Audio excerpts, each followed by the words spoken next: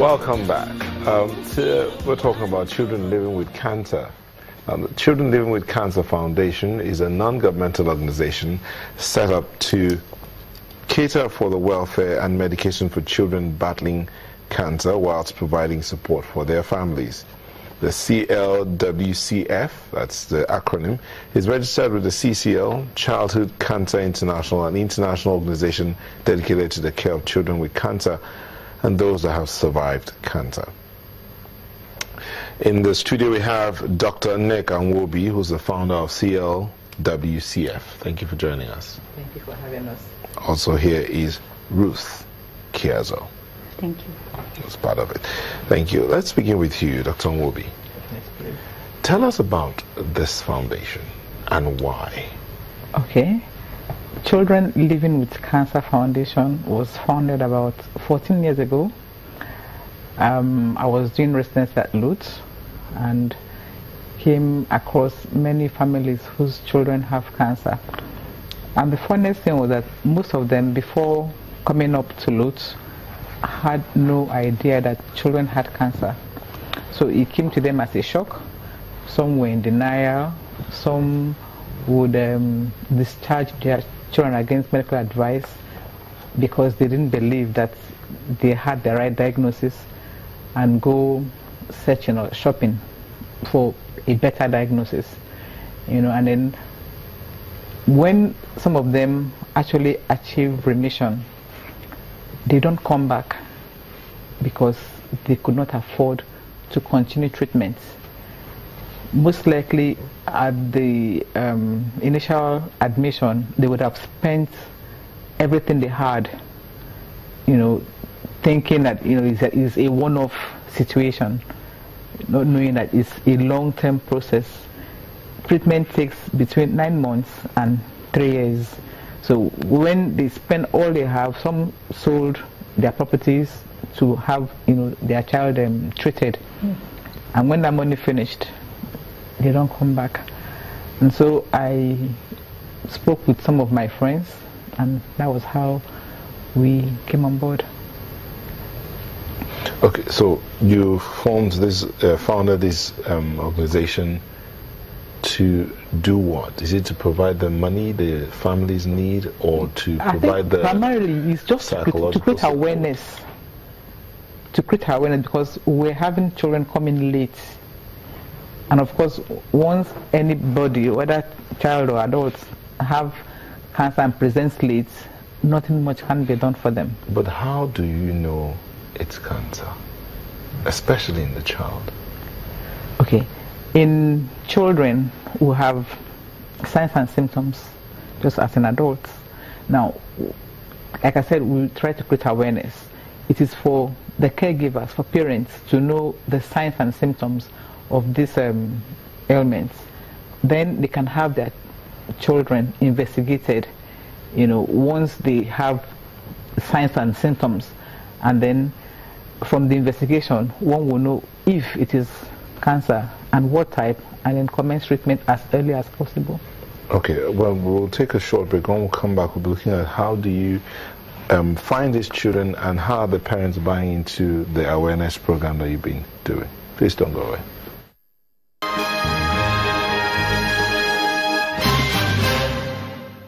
Welcome back. Mrs. Kiazo,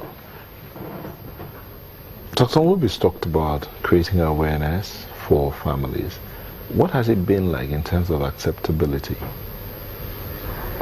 We actually have faced a lot of difficulties, because most times we go to the marketplace, we go to companies, we go to places where we can meet mostly parents, and we want to create this awareness there.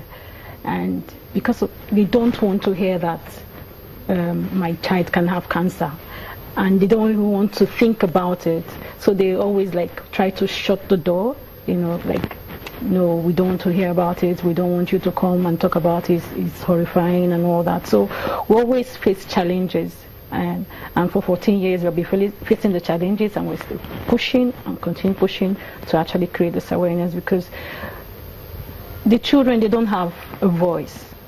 We hear more of cancer of the breast, you know, and other form of cancers, because it's happening to adults, but nobody speaks for those children, and that's why we're here creating more awareness, and we do a lot of events, projects to actually make this laudable. As a matter of fact, what we've done in the recent past is to go to the children themselves. Yeah. Let them be their own spokespeople.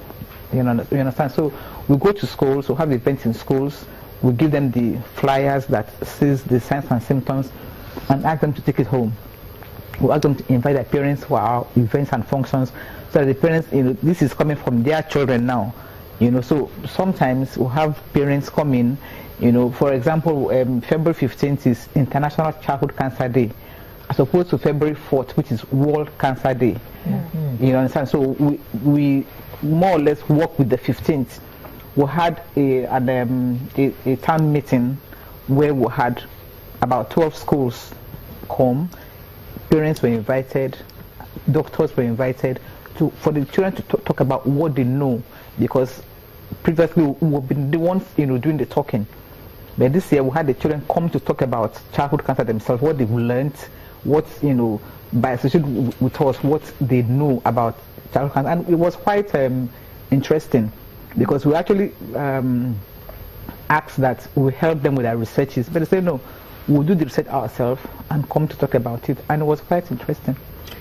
We also know that sometimes babies have cancer. Yes. Yes. I mean,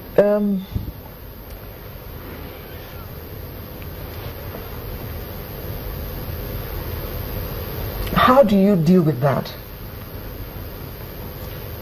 It's I guess with time you learn to have, I wouldn't say a thick skin, but a thick skin, in the sense that yes, you look at a child and you are a baby. Yeah, a baby, because we have the youngest I've seen was 6 weeks old, you know, and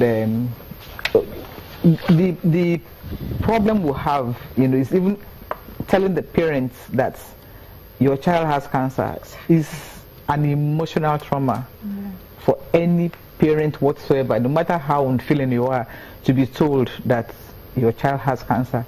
You know, babies will have, you know, from age 0 to 18 years. Yes.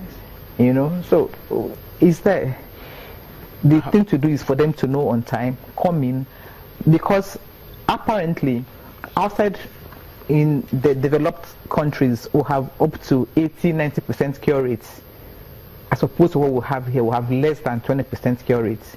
So part of what we want to do is to, you know, there's talk about 25 by 25, that's increasing this percentage to 25% by 2025.